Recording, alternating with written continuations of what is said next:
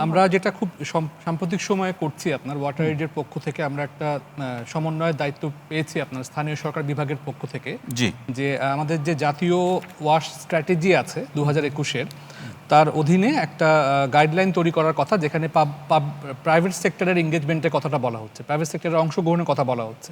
সেই গাইডলাইনের প্রণয়নের প্রক্রিয়া চলছে, এখনই আছে, এবং সেখানে এই পিপিপির প্রসঙ্গটা আমাদের মানে কনটেক্সট কিংবা আমাদের সিচুয়েশন অনুযায়ী কেমন হতে পারে, কিভাবে হতে পারে, এই আলোচনাটা চলছে এখন, এবং আমরা আশাবাদী যে এখান থেকে হয়তো আমরা সামনে একটা ভালো দিকে যেতে পারবো। আমি কি দুটো পয়েন্ট যোগ করতে পারি তৌহিদ ভাই? জি বলুন। আচ্ছা, আপা আমাদের সাংসদ আপা খুব রাইটলি বলেছেন যে আসলে এটা কোনো একটি পক্ষের একার দায়িত্ব না, দায়িত্ব এই দেশের সকল নাগরিকের।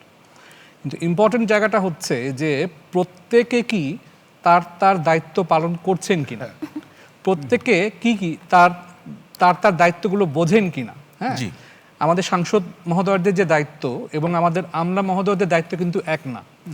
সেখানে যখন আপনার গরমিল হয়, সেখানে যখন ওভারল্যাপিং হয়, সেখানে যখন কেন এই যে ধরনের মানুষের কথা বলছেন তারা বুঝবেন না কেন? তাদের তো প্রত্যেকের একটা বিহেভিয়ার চার্টার আছে।